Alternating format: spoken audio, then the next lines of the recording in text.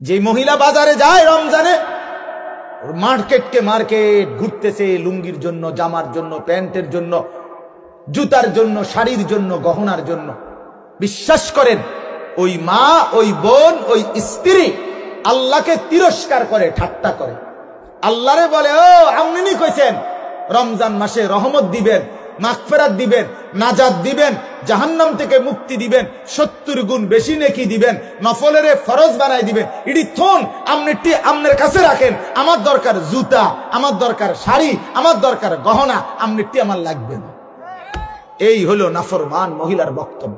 আমার জুতা দরকার, যাতে ফেরেশতা আমারে হাসরের মাঠে জুতা দিয়া ফেড়ে, যাতে জুতা দিয়া।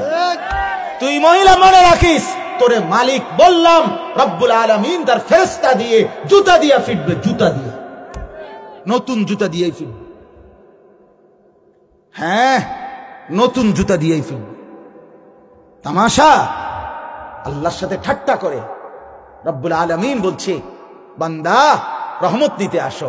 সে বলে লাগবে না। আল্লাহ বলে, বান্দা মাগফিরাত নাও। সে বলে লাগবে না, আমি জুতা কিনতে যাচ্ছি, আমি শাড়ি কিনতে যাচ্ছি, আমি গহনা কিনতে যাচ্ছি। কেন? যদি দরকারি হয় এখন কিনেন, এখন কিনেন। ঈদের নতুন কালেকশন, ঈদের নতুন কালেকশন। ওই দোকানদাররা ফ্যাশন করে দিলে, গত বছর কাম এদিক দিয়ে দিছে, এবছর এদিক দিয়ে কাপড় একটা টুকরা বাড়ায় দিছে। ওই যে এটা এবার নতুন আসছে। এই ছাগলামি ছাড়া আর কি?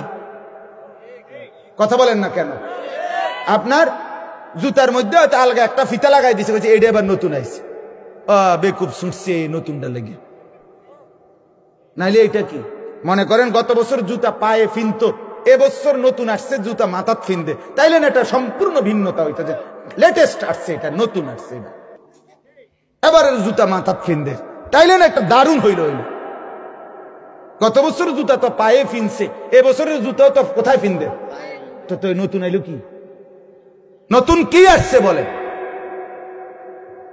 এজন্য এটাকে ঠাট্টা মনে করবেন না, বরং দয়া করে মাহে রমজানকে কদর করে নিজেদের মা, বোন, স্ত্রী, কন্যা, ছেলে মেয়েদেরকে এই বাজার, এই দোকানদার, এই ফালতু কেনাকাটার পিছনে আল্লাহর দেওয়া এত বড় নিয়ামতকে প্রত্যাখ্যান করবেন না।